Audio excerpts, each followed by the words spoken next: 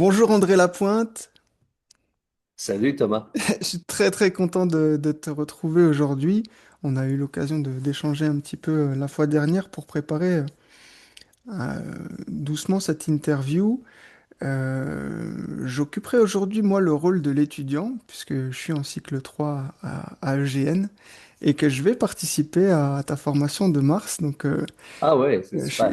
je suis très content de pouvoir poser des questions sur la forme et le fond de cette formation, des formations plus généralement que tu proposes à l'école et aussi avoir l'occasion de te connaître dans ton parcours, dans tout ce qui t'a conduit jusque-là. Parfait. Donc, très simplement, la première question que j'aurais envie de te poser, c'est qu'est-ce que tu pourrais nous dire des personnes qui ne te connaissent pas peut-être, euh, de ton parcours, de qui tu es? Ouais, le parcours, c'est assez facile. Je suis un psychologue depuis pas mal longtemps déjà, probablement 1977, quelque chose comme ça. Donc, ça fait presque la cinquantaine d'années que je suis dans le domaine.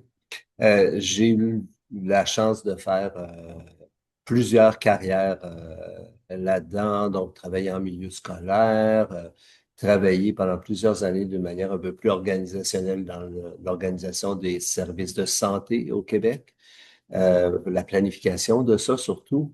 Euh, j'ai travaillé depuis 1998 dans les troubles graves du comportement. Donc, j'ai eu la chance de travailler pour cette population autiste ou déficiente intellectuelle qui présente des troubles graves du comportement. Donc, ça a été ça continue toujours. Ça a été une part importante de mon parcours.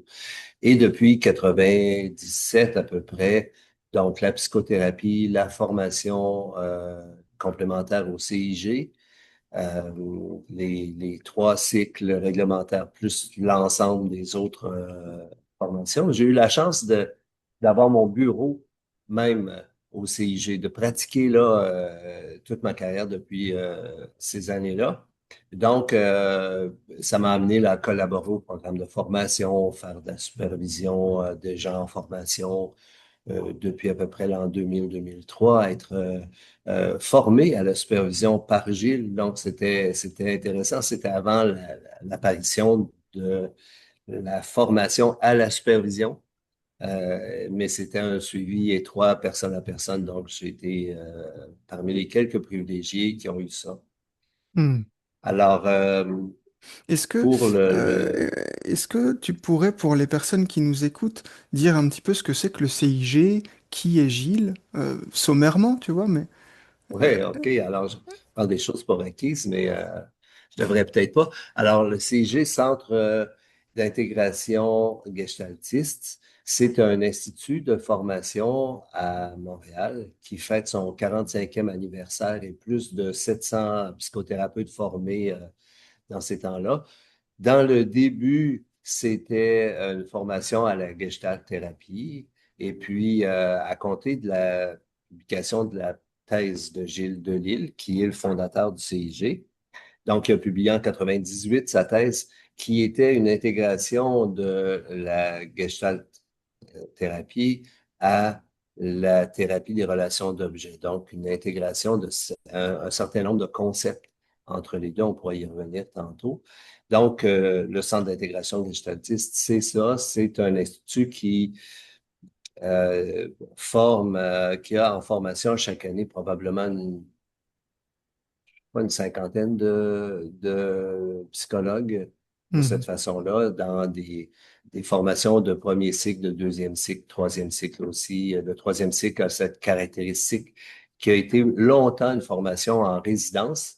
Donc, c'était 2 semaines à vivre ensemble, 3 ans de suite Mhm. euh, en groupe de 16. Donc, c'était assez formateur. La formule a été un petit peu euh, ajusté là, en fonction des ressources humaines qui étaient nécessaires pour le faire. Mhm. Alors, voilà, le CIG, c'est ça. C'est essentiellement un centre de formation avec quelques bureaux qui permettent à des psychothérapeutes de travailler là et qui sont utilisés aussi dans la formation parce que ce qui caractérise les formations du CIG, c'est des formations expérientielles. Donc, c'est des formations où les gens sont amenés non pas tant à maîtriser une doctrine écrite et des concepts et de la recherche, mais surtout à l'appliquer sous supervision de façon très pratique. Comme Mhm. ça, concept et compétence après compétence, de cette Mhm. façon-là. Donc oui, il y a des lectures, mais l'essentiel de la formation, elle est expérientielle de cette façon-là. Mhm. D'accord. Oui, j'entends que c'est une façon très pratique, non pas de faire l'économie de la théorie, mais de la vivre, peut-être. Oui, tout à fait. Tout à fait. Tu me demandais de parler de qui je suis. Il y a eu un virage dans ma carrière à un moment donné où, dans le début, ça a été, j'ai fait une espèce d'évolution qui était un peu opportuniste, où là, j'avais la chance par exemple, d'avoir des charges de cours à l'université. Donc, j'ai fait ça pendant 4 5 ans. L'opportunité de travailler en milieu scolaire, je l'ai fait. J'ai eu l'opportunité de devenir le directeur de la recherche dans ce petit réseau scolaire-là. Je l'ai pris, et ainsi de suite. En 95, 16, 17, j'ai décidé de j'avais le goût de travailler avec qui j'étais plutôt qu'avec ce que j'ai lu. Mhm. OK? Donc, j'étais avant dans une espèce de mouvance de la psychologie où c'est recherche, recherche, recherche, on se renseigne, on agrège toutes sortes de lectures pour faire des propositions concrètes sur le terrain. C'était intéressant. J'ai continué à le faire jusqu'à un certain point, à la fois dans mes formations en psychothérapie et dans les formations que je donne par ailleurs sur les troubles du comportement. Mais ce qui a changé en 97, c'est vraiment ce goût de travailler avec qui j'étais plutôt qu'avec ce que je sais. Mhm. Donc, ça a été un virage important, la rencontre avec la Gestalt, la rencontre avec Gilles, avec Lynn, a été déterminante dans mon parcours, c'est sûr. Mhm. Ça Est-ce que... répondait à ça. Je réalisais que après une vingtaine d'années de pratique, euh, j'avais pas touché encore au rêve ou au projet que j'avais d'être Mhm. psychologue qui ressemble à ce que je fais depuis. Ça me parle beaucoup ce que tu dis, parce que on entend que être psychologue, en tout cas j'entends qu'être psychologue, c'est un processus qui ne s'arrête pas à un titre ou à une fonction ou à un diplôme. C'est quelque chose dont on prend la mesure à travers le temps. Ouais, En réalisant, et c'est un processus aussi interne, personnel. C'est ce ouais. qui me vient quand je Et t'entends. un processus, je dirais, social d'une certaine façon aussi, hein. Hmm. Si je regarde un peu ma trajectoire, c'est une trajectoire d'opportunités, d'occasions, Hmm. de chances, de propositions. À la fois ça, et à Hmm. la fois aussi s'écouter puis de se dire, OK, qu'est-ce que j'ai le goût de faire? Vers où je m'en vais pour les prochaines 5 années, par exemple, quelque chose comme ça. Hmm. Tu Ouais, parlais tout à l'heure de ton activité de formateur, donc, ouais, et je crois savoir que tu proposes plusieurs formations à EGN aujourd'hui. Est-ce que tu pourrais nous en ouais. dire un peu plus? Oui, eh bien, ça a commencé par la formation sur l'atelier sur le travail en champ 1. Donc, ça a été le premier qui a été euh, donné. Puis la première année, il n'y avait que ça. C'est un atelier que je donne en 4 jours à Montréal. Et pour des raisons stratégiques, économiques, tout ça, on a décidé de faire une formule en 3 jours euh, à Lille, la première année. Et c'est une formule qui a bien fonctionné, mais évidemment, à la fin des 3 jours, les gens m'ont dit, ouais, mais qu'est-ce qu'il y a la quatrième journée? Qu'est-ce que tu as enlevé pour le faire? Parce que déjà, le 3 jours était très intense. Alors, je leur expliquais que j'avais enlevé une partie où je m'intéressais au travail des représentations de soi et de l'autre, qui est un élément important du modèle du self, du fonctionnement du self. Donc, les gens m'ont dit, ben, tu devrais revenir nous donner ça. Ce qui a fait qu'en 2025, s'est ajouté ce deuxième volet-là, qui est le travail des représentations en champ 1, essentiellement. Et ça m'a permis de faire cette demande-là, d'élaborer cette partie-là qui occupe, disons, trois quarts d'une journée à Montréal. Et là, j'en ai fait un déploiement sur 2 jours pour Mhm. l'île qui permet à la fois d'aller un peu plus loin sur le concept, mais d'aller surtout le mettre en pratique un peu plus intensément. Alors que dans la formule de 4 jours, il y a une mise en pratique, mais qui est assez brève de cette Mhm. façon-là. Donc, ça, c'était le deuxième volet qui a été offert à changer, EGN. Et puis, l'an dernier, particulièrement pour les gens que je voyais depuis que j'ai vu dans les 2 années, la première année pour l'atelier chant 1, puis la deuxième année pour les représentations, quelques-uns m'ont dit, ah, ça serait intéressant de faire un travail juste sur la supervision. Donc, pas de nouvelle théorie, pas de nouveaux concepts, rien. On fait des pratiques supervisées et on le travaille comme ça. Donc, c'est ce qu'on a proposé de nouveau cette année euh, de cette façon-là. Donc, évidemment, c'est cumulatif, ces choses-là. Donc, l'atelier sur le travail en champ 1 est la base. Donc, et on doit avoir complété ça pour aborder soit celui sur la supervision, soit celui sur les représentations. Mhm. C'est C'est un pas prérequis. absolument nécessaire d'avoir fait celui sur la représentation avant de faire le travail de supervision, mais ça donne un complément intéressant de cette façon. Donc, Mhm. en termes de curriculum, ça se voit, il y a une base noyau commun qui est l'atelier sur le travail en champ 1, puis après ça, 2 satellites qui peuvent se prendre Mhm. un après l'autre ou l'un ou l'autre de cette façon-là. L'idée, c'est que le, le- la possibilité de supervision est quelque chose qui pourrait se répéter. Quelqu'un pourrait dire, ben, moi, je m'inscris à la supervision à chaque année pour avoir la chance de revenir sur cette technique de travail en champ 1 et de me faire soutenir là-dedans de façon très concrète, là. Donc, Oui. c'est quelque chose qui n'est pas nécessairement séquentiel, c'est quelque chose qui pourrait être répété euh, dans le temps. Oui. Je vois. Je vois bien comment s'organise le processus.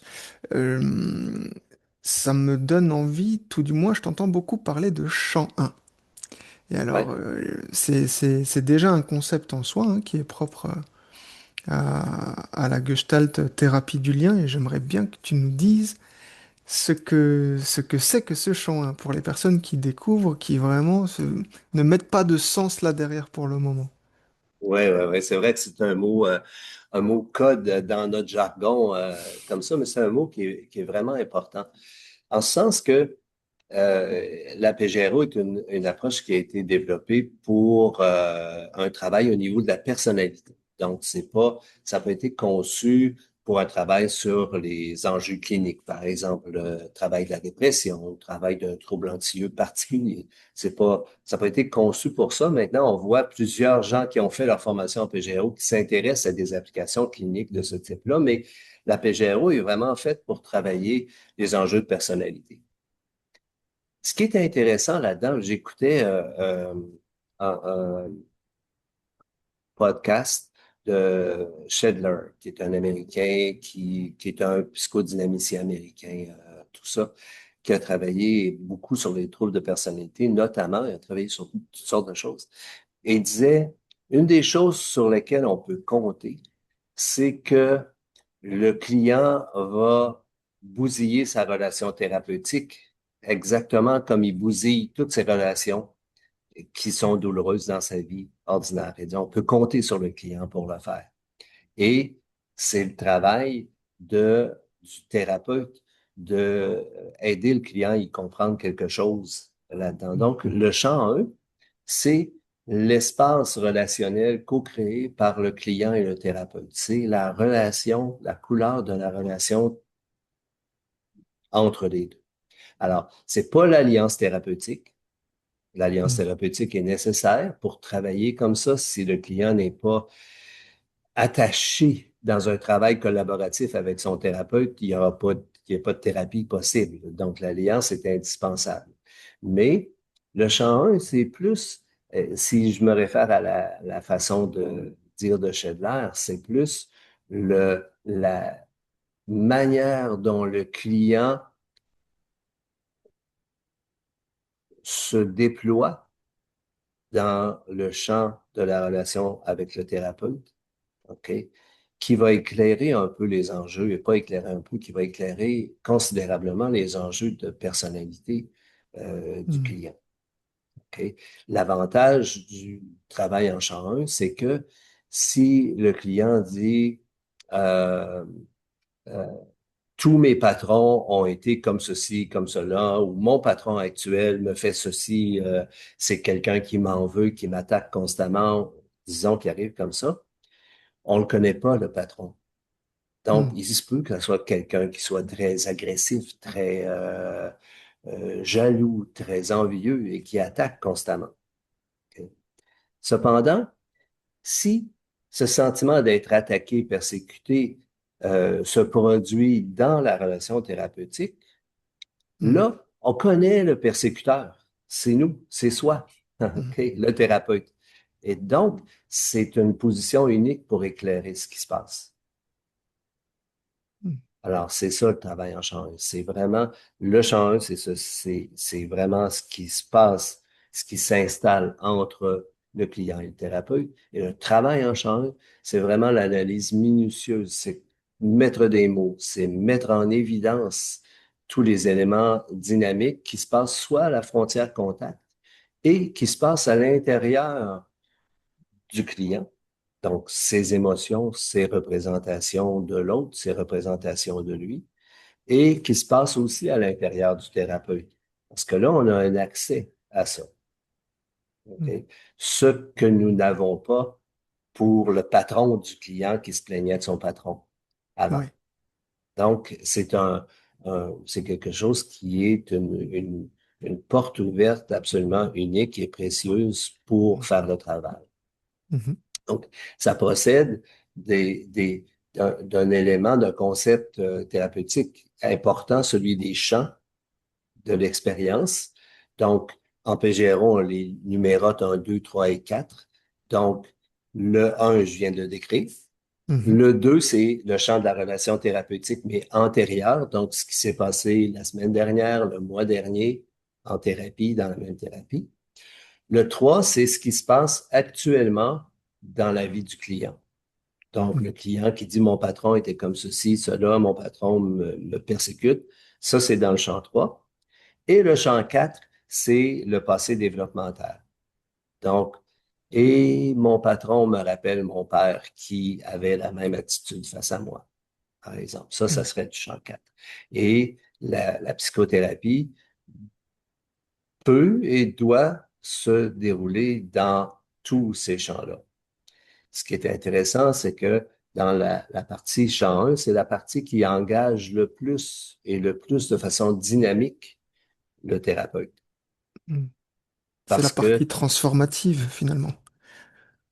Hein, je, je- elle a certainement un processus de réparation, de transformation considérable. Mais il peut, il peut et il se fait une réparation dans le travail herméneutique qui se fait sur le champ 4, par exemple, d'arriver à Mm. comprendre comment, dans quel euh, tissu relationnel j'ai grandi et ce que ça laisse en moi de traces en termes de perception, en termes de traumatisme, en termes d'intensité émotionnelle. Juste comprendre ça est quelque chose de réparateur, le comprendre avec quelqu'un d'autre encore plus. Mm. OK? Mais c'est certainement que le champ 1, le travail en champ 1, champ 2, il y a un potentiel de transformation, de réparation qui est particulièrement puissant. Mm. D'où l'importance, enfin, j'imagine que c'est pas pour rien que tu accentues sur le champ 1 au cœur de cette formation, parce qu'elle est, on va dire, l'impression que j'ai quand je t'entends en parler, c'est que c'est le pont d'accès vers la dynamique du patient, euh, dans l'espace qu'on lui ouvre, pour qu'il puisse exprimer la forme de sa personnalité au contact du thérapeute dans le moment. Oui, Et donc oui. c'est un peu comme Alors, ça qu'on accède à la rencontre, à l'autre, hein. tout à fait. C'est une façon importante et unique d'y accéder. C'est vraiment intéressant pour ça. Ce qui fait que moi, je m'y suis intéressé, Hmm. c'est le défi que ça semble poser pour les thérapeutes. Donc, cet intérêt-là a pris place dans mon travail de supervision. Donc, au cours des ans, moi, j'ai eu peut-être un tiers à la moitié de ma pratique qui était une pratique de supervision didactique de gens qui avaient fait leur formation en PGRO puis qui décidaient d'approfondir les choses. Et je me rendais compte que pour la plupart des gens que je supervise, le travail en champ 1 était un défi, était quelque chose qui restait flou, même s'ils l'avaient observé plusieurs fois. Mhm. Euh, Quelque chose qui leur échappait alors qu'il y avait des portes ouvertes grandes comme ça dans les entrevues qu'ils faisaient, mais qui ne saisissaient pas l'occasion de le faire ou qui manquaient un peu de souffle, si on peut dire. Donc, ils commençaient, ils percevaient un petit quelque chose, aller voir. Et là, quand tout de suite après ça, pour poursuivre, approfondir, explorer minutieusement, il leur manquait un peu de répertoire, de ressources. Puis là, j'en parle en ce qui concerne les gens que j'avais en supervision. Je pense que dans mon expérience de thérapeute, aussi, je l'ai vécu. C'est quelque chose qui nous met au défi. C'est quelque chose qui, par moment, est particulièrement complexe parce que ça se fait dans une relation dans laquelle le thérapeute est engagé pleinement, émotionnellement aussi. Une relation qui, à l'occasion, va venir euh, exciter, stimuler des enjeux du thérapeute qui sont chargés d'émotions aussi, qui Mhm. va faire qu'on est porté à éviter ce territoire-là. Puis des fois, l'évitement est délibéré, on décide de ne pas y aller, mais parfois on y va pas juste, pas de façon plus ou moins automatique, inconsciente, mais on dévie un peu ou on choisit de s'intéresser à un élément qui est moins complexe, compliqué pour le thérapeute que celui Mhm. qui est chargé. Donc, c'est pour ces raisons-là, là, d'avoir constaté ça dans ma pratique qui est venu le goût de développer quelque chose qui permettait un petit peu de théoriser, je ne sais pas si on peut le dire comme ça, décortiquer ce travail-là en compétences particulières pour pouvoir les maîtriser une après l'autre, parce que c'est un travail qui met en œuvre plusieurs capacités chez le thérapeute. Mhm. C'est très très intéressant. J'aime bien ce mot de décortiquer parce que ça donne l'impression qu'il peut y avoir en apparence une petite porte, un petit espace qui, quand on l'ouvre, amène à une dimension beaucoup plus profonde, et qui peut transformer jusqu'à Ouais. l'essence du travail en fait au final. Oui, ça va à l'essence du travail, je pense, Hmm. effectivement. C'est l'essence du travail, puis c'est dans plusieurs, de deux façons, en tout cas principalement. Une des façons, c'est par herméneutique. Ça permet de faire sens des choses qui se passent là, faire sens des Hmm. événements ou des ressentis qui apparaissent dans la relation. Mais c'est aussi une occasion intéressante de faire l'expérience de nouveaux modes relationnels. Parce Hmm. que ça, c'est pas simple. C'est une chose de comprendre que j'ai peur de telle de l'autorité de façon générale. Et en général, parce que j'en ai peur, je j'ai une posture de retrait, de camoufler, de cacher des trucs, de ne pas apparaître. Et Hmm. ça fait en sorte que parce que je suis un peu en retrait de cette manière-là, en retrait préventif de cette manière-là, euh, je me fais attaquer par le patron qui se demande pourquoi je ne suis pas là. C'est une chose de comprendre, par exemple, s'il y avait un mécanisme de ce type-là qui se met en place. Mais ça en est une autre après ça de dire, OK, qu'est-ce que je fais avec ça? Maintenant, je comprends ce que je fais, comment je me mets en difficulté. Hmm. OK. Qu'est-ce que je fais de différent? Et pour le faire, puisque c'est généralement quelque chose que la personne fait pour se protéger, souvent depuis qu'elle est toute petite, depuis qu'elle est un enfant, faire autre chose, c'est extrêmement angoissant. Hmm. Donc, essayer autre chose dans une relation qui est particulièrement accueillante, sécuritaire, bienveillante, ça permet d'oser faire autre chose comme ça et Hmm. de vérifier comment ça se vit comme ça. Donc, à la fois l'herméneutique pour comprendre Mhm. ce qui se passe, mais en même temps un laboratoire pour explorer, expérimenter une nouvelle façon d'être, un nouvel ajustement créateur, par Hmm. exemple. Donc, Ça amène naturellement, quand j'entends à la représentation de soi et de l'autre, qui est le... Enfin, ça me semble découler naturellement de...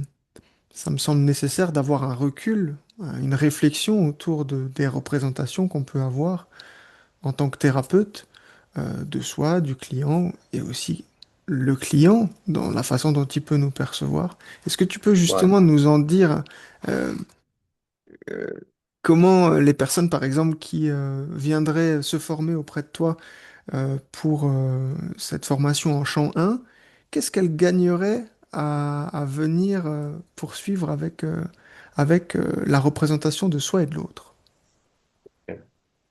Ben, ce que je réalise à travers les groupes de formation en général, c'est que les gens vont euh, pouvoir explorer, par exemple, la représentation de l'autre, la représentation que le client a du thérapeute, vont pouvoir l'explorer avec deux ou trois interventions, des fois un peu stéréotypées.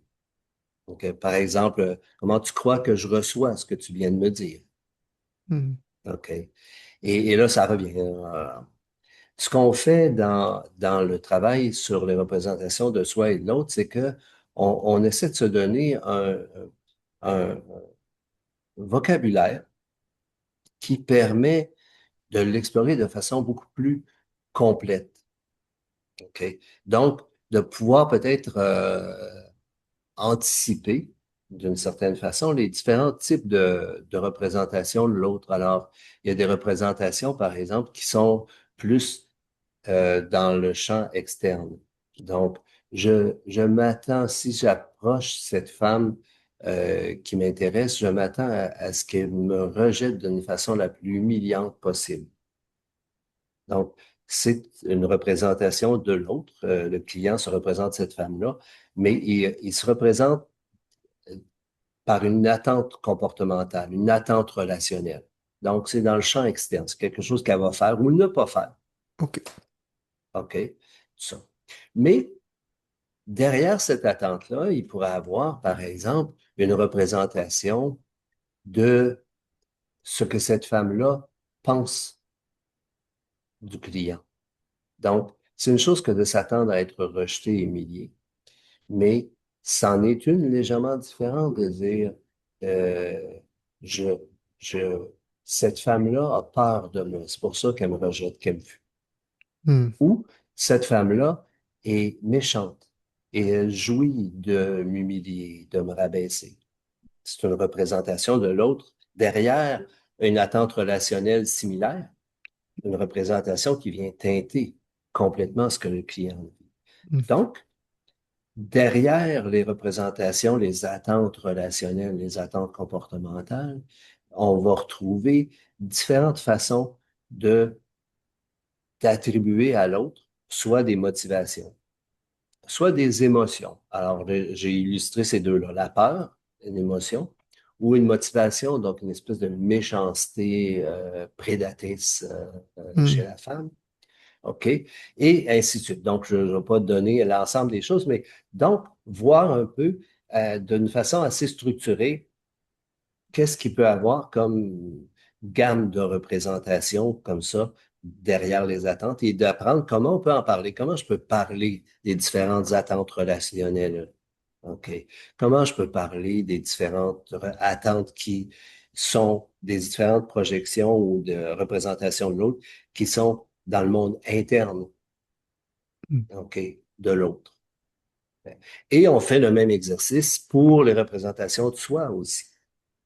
Donc, dans mon exemple du client qui se plaignait que son patron le persécute tout le temps, ben, ce serait intéressant de voir comment il se voit, comment il se représente, lui, son pouvoir de décider ou de ne pas décider. Comment il, comment il se représente sa sécurité. Il y a des gens qui vivent comme toujours sur le bord avec l'angoisse de mourir Hmm. incessamment, de pas pouvoir, avec une espèce de perception de fragilité très grande. Il y a des gens qui se représentent comme très seuls, sans aucune espèce d'attrait ou d'intérêt pour l'autre. OK? Alors, donc, là aussi, on développe notre vocabulaire pour voir un peu ce terrain des représentations de soi. Il peut être fait de quoi et comment on peut parler de chacune de ces choses-là. OK? Alors, ça me permet d'aller plus loin. Souvent, les gens vont parler de représentation de soi, puis ils vont dire des choses comme, mais tu es qui devant moi présentement? Hmm.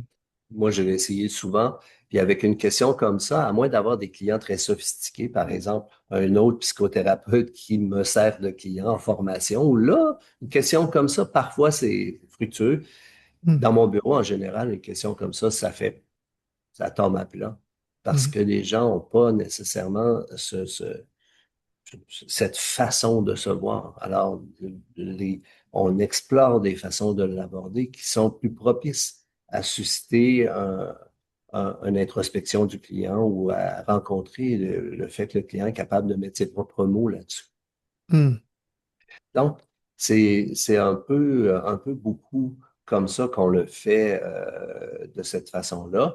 À la fois dans la formation sur le travail en champ 1, puis dans la formation sur les représentations, l'analyse structurale de la personnalité est un outil qu'on utilise, qui est vraiment au centre de notre travail, de développer le dialogue thérapeutique à la fois dans le champ général et sur les représentations. Donc, on utilise beaucoup ça. Il y a je le couvre, on prend une demi-journée au moins pour couvrir les compétences d'analyse structurale de la personnalité comme ça, ensemble, d'une façon assez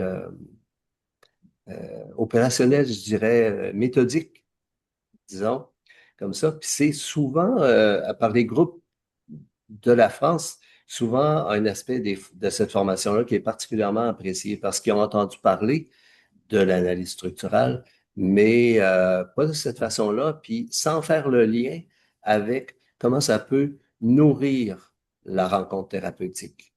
Hmm. OK? C'est pas juste quelque chose qu'on fait post facto pour faire un rapport, par exemple, ou pour Hmm. rédiger nos notes. C'est quelque chose qu'on fait entre les rencontres. Donc, oui, c'est après une rencontre, mais ça sert de fondation et de siège pour la rencontre qui va suivre, par exemple. Et c'est comme ça que ça permet de donner un soutien vraiment très fort au travail du thérapeute. Donc, ça, c'est un des éléments qu'on reprend dans la formation de base, puis qu'on utilise carrément dans la formation sur les représentations. Hmm. C'est, ça me paraît extrêmement complet et complexe dans le,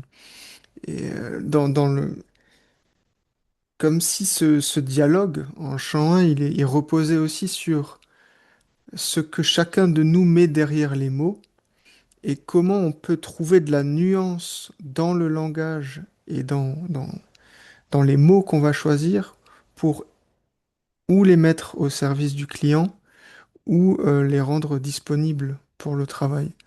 Quand il n'est pas sophistiqué dans l'imagerie qu'il peut avoir lui-même, par exemple. Mm. Et je trouve ça très enveloppant, au final, de Mm. pouvoir mettre à disposition euh, un nouvel espace, un nouveau dialogue potentiel, en fait. C'est comme ça que je l'interprète. Tout à fait. Alors, c'est la nature même d'un atelier Mhm.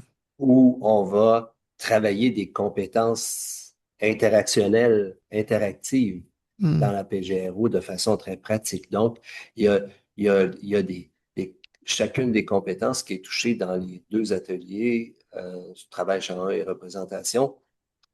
En soi, chacune de ces compétences-là est relativement simple. OK? Le faire dans le feu de l'action, ça hausse la barre un peu. Et les utiliser ensemble, ces compétences-là, c'est aussi, ça fait partie du défi.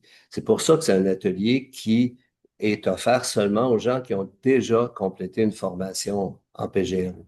Parce que Mhm. il y a des, je dirais pas tous les concepts de la PGRO, mais beaucoup des concepts de la PGRO sont repris là-dedans pour structurer le travail. Les gens que j'ai formés souvent à Montréal, mais aussi à Lille notamment, en France, dans les deux formations, euh, disent souvent c'est une espèce de revue de la PGRO condensée, ce Mhm. travail.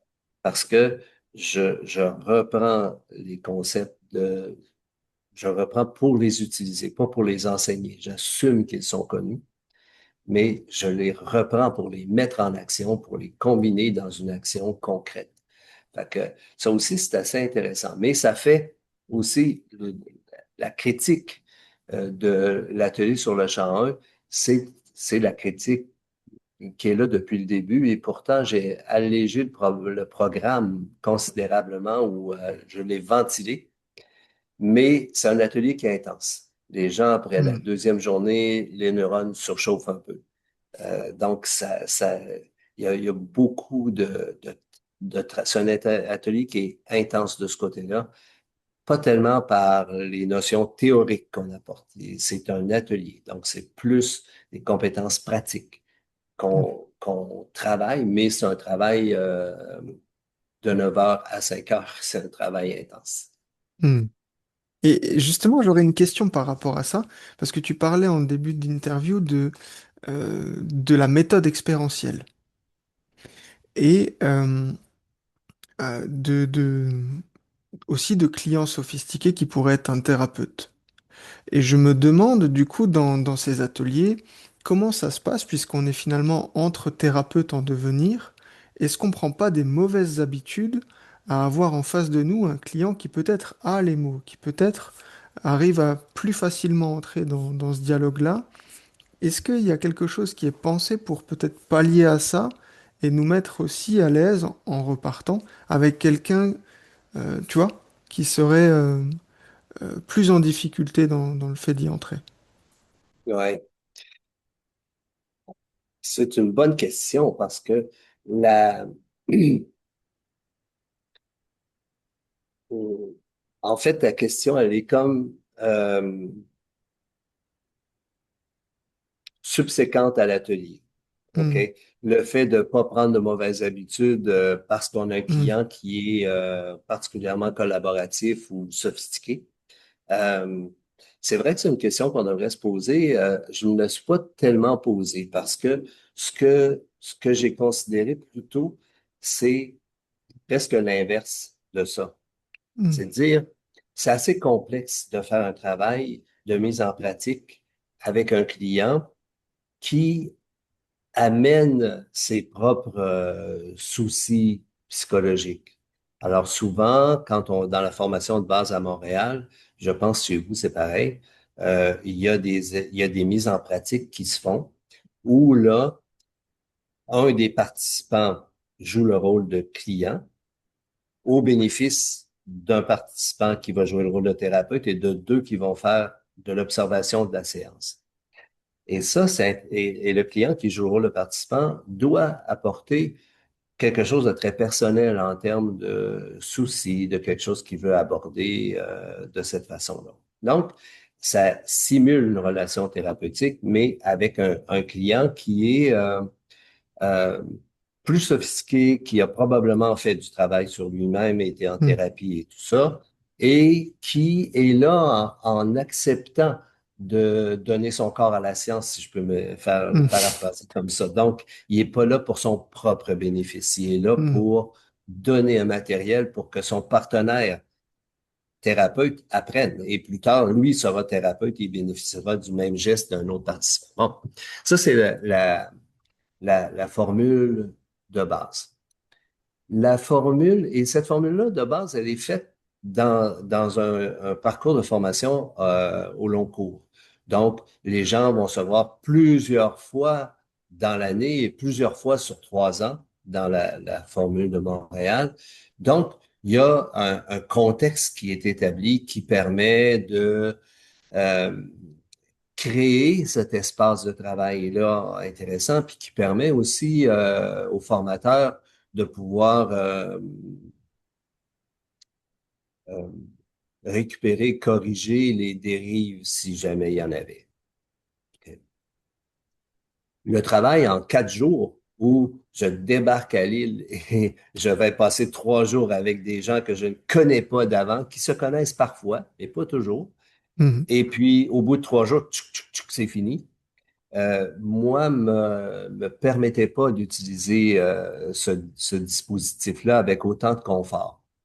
Je l'ai fait pour la formation des représentations parce que déjà là, on avait 1 an derrière Hmm. de connaissances, de fréquentation, etc., qui permettait de le faire avec un peu plus de confiance. L'autre élément, c'est que quand le client arrive avec des enjeux qui sont réels et personnels, le thérapeute en apprentissage est mobilisé par la souffrance personnelle du Hmm. client qui a tôt fait d'émerger. Et cette mobilisation-là fait que il va donner préséance à ses habiletés de thérapeute déjà acquises, déjà maîtrisées, pour comprendre quelque chose et s'occuper de la problématique qui est apportée là, au prix de ne pas pratiquer ces nouvelles habiletés de Hmm. cette façon-là. Donc, c'est le dispositif que j'ai utilisé, que je propose, puis qui est intéressant, c'est que je demande à chacun des participants de préparer une analyse d'un cas qu'ils ont qu'ils Hmm. suivent. Et ils vont interpréter ce cas-là comme client. Donc, quand ils se présentent devant leur partenaire thérapeute, ils vont interpréter leur propre client. C'est intéressant parce que ça dégage le thérapeute parce que la souffrance qui est là, on sait que c'est une souffrance qui est la celle d'un autre, qui Hmm. n'est pas là, qui est interprétée. Donc, Hmm. ça permet de se dégager de son cœur de thérapeute qui veut soulager, réparer, encadrer et tout ça pour dire, OK, je m'en dégage un peu et je me centre sur mes habiletés que j'ai à développer dans cette mise en pratique-là. Le bénéfice secondaire que j'avais pas prévu, c'est que le client qui interprète, le thérapeute qui interprète son propre client, souvent va nous faire le commentaire de dire, j'ai compris mon client comme jamais. Hmm. Ah ouais. Ou j'ai vécu quelque chose dans le travail en champ 1 qu'on m'a fait sur ce client-là, qui est quelque chose que je vais essayer, que j'ai jamais fait. Et là, Hmm. je comprends un peu ce que ça peut lui faire. Donc, c'est un dispositif dont je suis pas mal satisfait, c'est intéressant. Ça permet, ça dégage le thérapeute un peu. Et j'ai été surpris au fil des ans de voir à quel point les,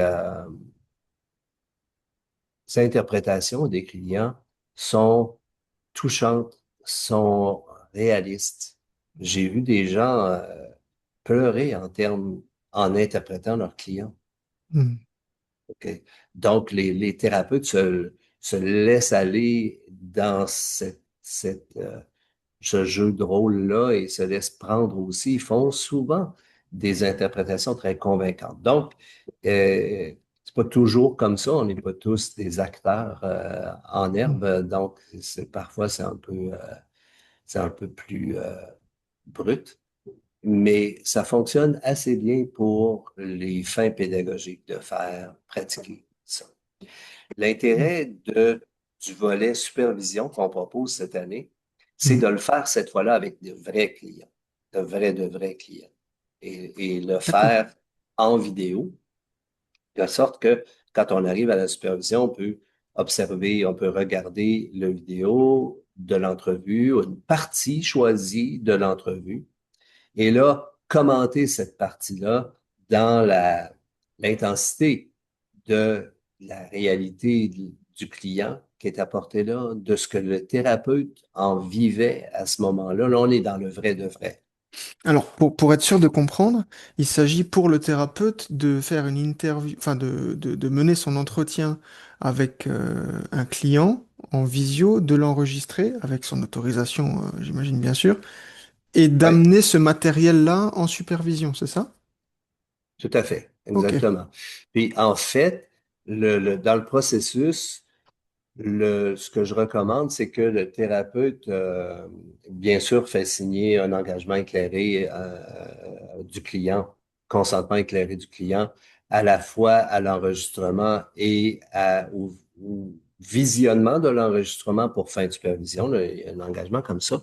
Et dans cette entente-là, le thérapeute s'engage aussi à effacer tout enregistrement à la demande du client. Donc, si le client dit, mais l'entrevue d'aujourd'hui, là, je veux pas que tu l'utilises en supervision, j'ai nommé des choses trop graves ou trop honteuses.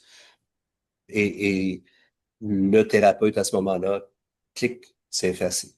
Donc, l'idée pour faire cet exercice, c'est de dire, j'enregistre des, pas une séance, des séances Hmm. qui vont me permettre d'en effacer à l'occasion. C'est assez rare que les clients le demandent. Qui vont permettre aussi de s'habituer l'un et l'autre à la présence des caméras dans la salle d'entrevue. OK? Parce que ça, la première fois, c'est un peu dérangeant pour tout le monde, autant pour le thérapeute que pour le client. Puis la plupart des thérapeutes n'aiment pas trop se voir à l'écran, en train de travailler, tout ça. Donc, après deux, trois entrevues, on l'oublie Hmm. le matériel. Et là, on commence à produire des entrevues plus typiques, plus normales, ordinaires, de cette façon-là. Donc, le thérapeute devra en enregistrer, je sais pas, pendant un mois, deux mois, pour en prendre une, pour arriver à Ok, la supervision avec ça.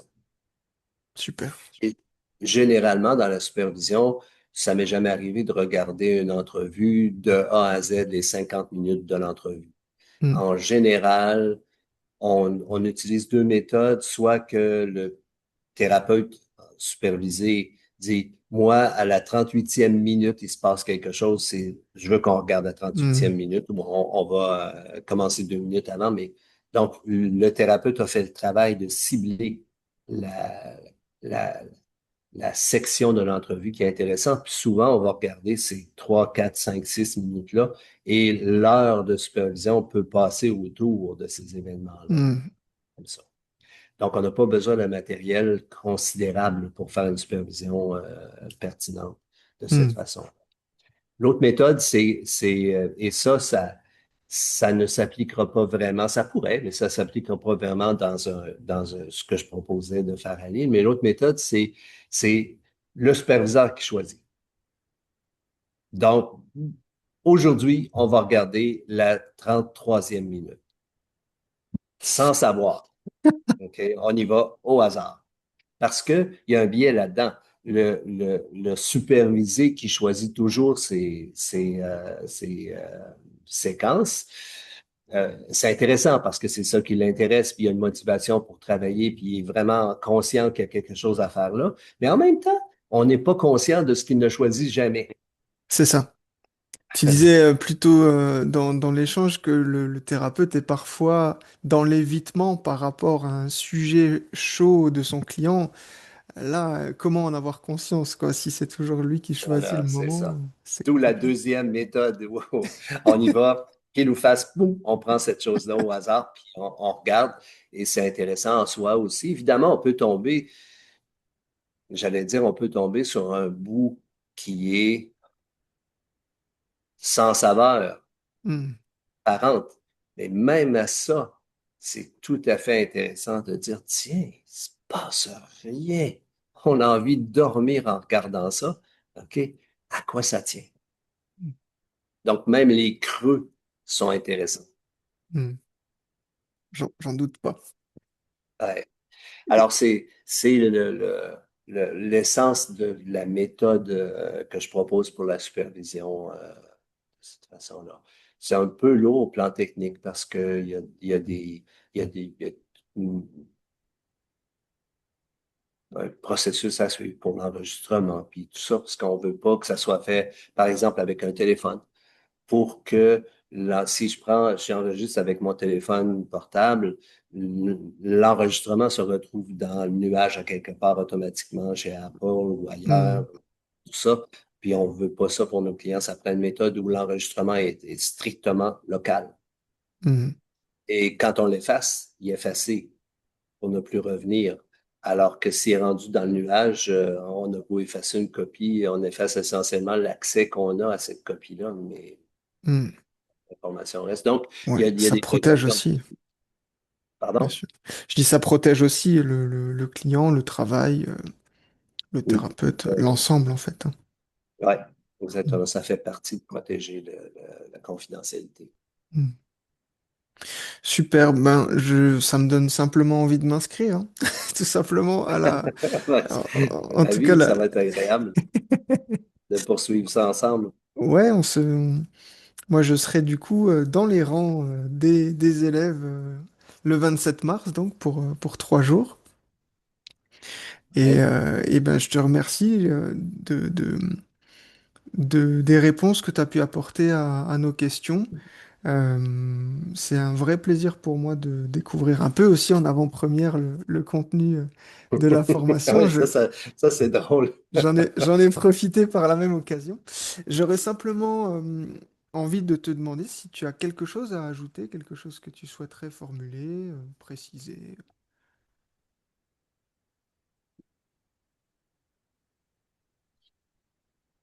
Ça va avoir l'air d'une réclame, mais mon expérience de donner cet atelier-là depuis une dizaine d'années maintenant, c'est celle de l'ajuster, le transformer d'une année à l'autre. Hmm, Et ce que je réalise à la lueur des rétroactions que je recueille à chaque fois des participants, c'est ce dont je parlais tantôt sur l'intensité. Et je pense que la mouture 2026 des ateliers va être, je vais la faire légèrement différente. Donc, peut-être faire l'économie de quelques petits concepts qui sont simples que je voyais d'une façon un peu plus appuyée, au profit d'augmenter les temps de pratique, hmm, OK? Pour favoriser une meilleure intégration de, de, de tout, de tout le matériel, de toutes les compétences qui sont abordées. hmm, Donc, et ça va être subtil, mais j'espère gagner, je sais pas, augmenter peut-être de 30% la quantité de pratique à chaque jour. Ce qui hmm, est différent dans les premières moutures de l'atelier à Montréal, la pratique se faisait la quatrième journée seulement. Aujourd'hui, c'est déjà plus ça. Il y a chaque compétence vue en avant-midi et pratiquée dans l'après-midi. Donc, c'est à chaque jour et à chaque compétence, il y a des occasions de mise en pratique. Et là, je veux augmenter sensiblement le temps de mise en pratique. Donc, il va falloir que je- j'ajuste la partie présentation et pratique en grand groupe parce que ce qui se fait en avant-midi, c'est pas juste une présentation. Il peut y avoir, je sais pas, une demi-heure, trois quarts d'heure de présentation du concept.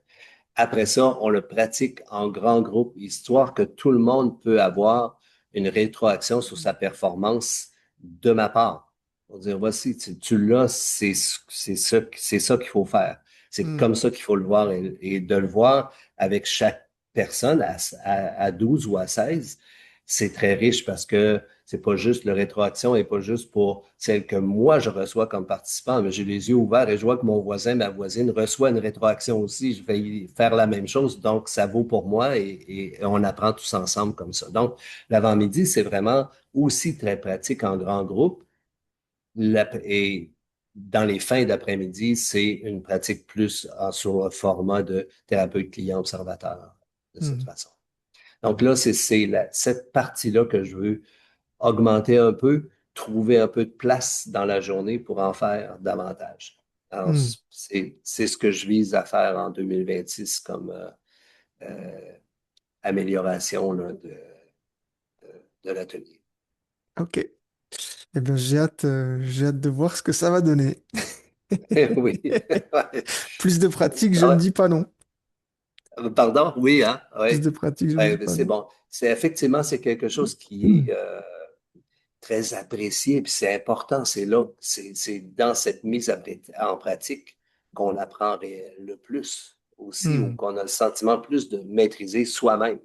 Parce que dans les pratiques en grand groupe, c'est toujours pareil, hein, sur 16 personnes, il y en a 4 qui sont toujours prêts à répondre.